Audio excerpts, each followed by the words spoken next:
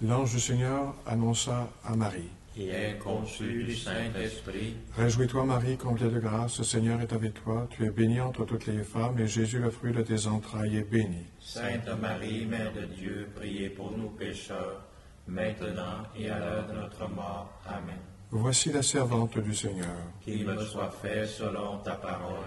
Réjouis-toi Marie, comblée de grâce, le Seigneur est avec toi. Tu es bénie entre toutes les femmes, et Jésus, le fruit de tes entrailles, est béni. Sainte Marie, Mère de Dieu, priez pour nous pécheurs, maintenant et à l'heure de notre mort. Amen. Et le Verbe s'est fait chair. Et il a habité parmi nous. Réjouis-toi Marie, comblée de grâce, le Seigneur est avec toi. Tu es bénie entre toutes les femmes, et Jésus, le fruit de tes entrailles, est béni. Sainte Marie, Mère de Dieu, priez pour nous pécheurs, maintenant et à l'heure de notre mort. Amen. Prie pour nous, Sainte Mère de Dieu, afin que nous soyons dignes des promesses de Jésus-Christ.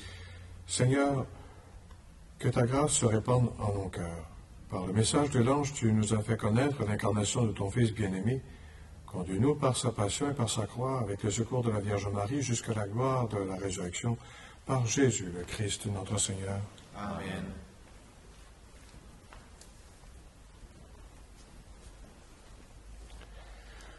Au nom du Père, du Fils et du Saint-Esprit. Amen. 4e jour de la neuvaine prière à Notre-Dame du Perpétuel Secours. Nous commençons par cette prière. Ô Marie, Mère de Jésus et notre Mère, Notre-Dame du Perpétuel Secours, je veux pendant 9 jours te regarder attentivement pour découvrir sur ton visage les principaux symboles, les enseignements, les signes mystérieux que le peintre inspiré a voulu mettre dans son œuvre. Et non seulement ceux que je lirai dans ces pages, mais encore ceux que toi-même tu m'enseigneras sur ton Fils et sur notre Dieu, qui est Père et Mère, plein d'amour. Oui, aide-moi à suivre fidèlement ton Fils Jésus. Ranime en mon esprit et en mon cœur la foi, l'espérance et l'amour avec lesquels tu désires qu'on te regarde et t'invoque, afin de raviver une confiance illimitée en ton secours. Amen. 4e jour. Les mains de Marie. Dans ta main gauche, ô Marie, tu tiens l'enfant Jésus. Dans les mains des anges se trouvent les instruments de la passion. Ainsi, sur cette icône sont réunis Nazareth et le Calvaire, l'enfance de ton Jésus et sa mort rédemptrice. Lorsqu'à Jérusalem, tu as présenté Jésus dans le temple, un vieillard t'a annoncé qu'un glaive te transpercerait le cœur. Depuis ce jour, tu n'as cessé de penser à la signification de ce glaive. Tu étais ravi des balbutiements de ton enfant, de ses premiers pas hésitants et plus tard de ses mouvements assurés. Mais tu voyais aussi suspendue une épée qui t'attristait profondément. Notre-Dame du Perpétuel Secours, toi qui tiens dans tes bras l'enfant Jésus, soutiens nos faibles forces quand nous regardons l'avenir et le voyons sombre ou chargé de maladies et de souffrances. Nous nous confions en ta bonté, parce que ton nom de Perpétuel Secours est une invitation à la confiance et à l'espérance.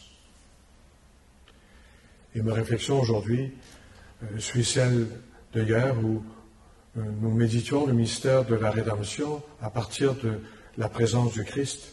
Ce soir, j'aimerais méditer encore ce mystère de la rédemption, cette fois en regardant la mère du Rédempteur.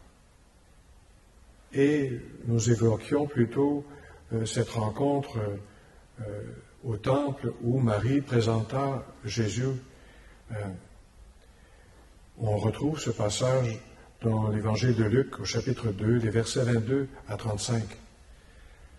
Quand fut arrivé le 8e jour, celui de la circoncision, l'enfant reçut le nom de Jésus, le nom que l'ange lui avait donné avant sa conception. Quand fut accompli le temps prescrit par la loi de Moïse pour la purification, les parents de Jésus l'amenèrent à Jérusalem pour le présenter au Seigneur. Selon ce qui est écrit dans la loi, Tout premier-né de sexe masculin sera consacré au Seigneur. Il venait aussi offrir le sacrifice prescrit par la loi du Seigneur, un couple de tourterelles ou 2 petites colombes. Or, il y avait à Jérusalem un homme appelé Siméon. C'était un homme juste et religieux qui attendait la consolation d'Israël, et l'Esprit Saint était sur lui. Il avait reçu de l'Esprit Saint l'annonce qu'il ne verrait pas la mort avant d'avoir vu le Christ, le Messie du Seigneur. Sous l'action de l'Esprit, Siméon vint au temple. Au moment où les parents présentaient Jésus pour se conformer au rite de la loi qui le concernait, Siméon reçut l'enfant dans ses bras et il bénit Dieu en disant « Maintenant, ô Maître souverain, tu peux laisser ton serviteur s'en aller en paix selon ta parole, car mes yeux ont vu le salut que tu préparais à la face des peuples, lumière qui se révèle aux nations et donne gloire à ton peuple Israël. » Le père et la mère de l'enfant s'étonnaient de ce qui était dit de lui. Siméon les bénit, puis il dit à Marie, sa mère, « Voici que cet enfant provoquera la chute et le relèvement de beaucoup en Israël. Il sera un signe de contradiction, et toi, ton âme, sera transpercée d'un glaive. Ainsi seront dévoilées les pensées qui viennent du cœur d'un grand nombre. » On peut comprendre qu'une mère ait de la peine de penser que son fils, le fruit de ses entrailles, pourrait avoir à subir les violences des gens de son peuple. On peut penser aussi que Marie, consciente que Jésus est le prophète attendu en Israël, elle réfléchit, gardait tout cela dans son cœur. Elle sait aussi que par le passé, son peuple a tué des prophètes. Et si on se rappelle le début de l'histoire de la Sainte Famille a dû fuir en Égypte pour éviter la colère d'un roi jaloux, Hérode. Vous vous souvenez? Des mages se sont présentés à lui, disant qu'un signe était apparu dans le ciel, une nouvelle étoile. Et les scribes de Hérode lui disaient que un nouveau roi, s'il avait à naître, ce serait à Bethléem. Les mages ont continué leur route, sont venus adorer l'enfant, mais Hérode, qu'est-ce qu'il fit après? Il fit exterminer tous les enfants en bas âge de la région de Bethléem. Après la mort d'Hérode, un temps d'accalmie, l'enfant Jésus a grandi à Nazareth avec Marie, sa mère, Joseph. Il a pris même le métier de charpentier. Mais dès que Jésus a commencé son ministère public à l'âge de 30 ans, il y avait des gens qui, entendant parler Jésus, s'opposaient à sa prédication, particulièrement les hauts dirigeants du peuple juif, des grands prêtres. Ce sont eux, d'ailleurs, qui, 3 ans plus tard, avec la complicité d'un des apôtres, Judas, vont arrêter Jésus, le faire comparaître de nuit, le juger, puis de concert avec les autorités romaines, ils vont condamner Jésus à la peine de la crucifixion. Venons-en à ce moment. D'ailleurs, voyez dans l'icône, la croix s'y trouve. L'archange montre la mission de Jésus. Jean 19, les versets 25 à 30. Marie était à la croix. Près de la croix de Jésus se tenaient sa mère et la sœur de sa mère, Marie, femme de Cléophas, et Marie-Madeleine. Jésus, voyant sa mère et près d'elle le disciple qu'il aimait, dit à sa mère, « Femme, voici ton fils. » Puis il dit au disciple, « Voici ta mère. » Et à partir de cette heure-là, le disciple l'a pris chez lui. Après cela, sachant que tout désormais était achevé pour que l'Écriture s'accomplisse jusqu'au bout, Jésus dit, « J'ai soif. » Il y avait là un récipient plein d'une boisson vinaigrée. On fixa donc une éponge remplie de ce vinaigre à une branche d'hysope et on l'approcha de sa bouche. Quand il eut pris le vinaigre, Jésus dit, « Tout est accompli. » Puis, inclinant la tête, il remit l'esprit. Marie voit son fils mourir. La femme de foi qu'elle est voit aussi mourir le Fils de Dieu. Elle entend le commandement d'amour du Fils de Dieu juste avant sa mort. Elle reçoit Jean, le disciple bien-aimé de Jésus, pour son Fils. Jean, ce disciple qui met sa foi en Jésus, représente l'ensemble des disciples du Seigneur. Par Jean, ce sont tous les disciples du Christ qui sont confiés à Marie. Si vous vous considérez comme disciple de Jésus-Christ, vous avez Marie pour mère.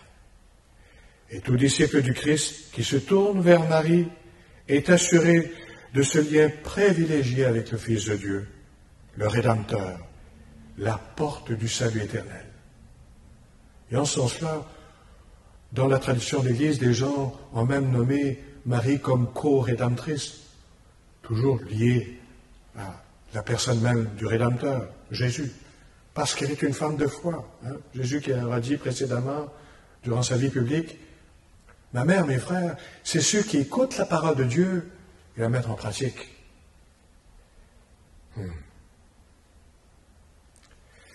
Mettons la parole de Dieu en pratique.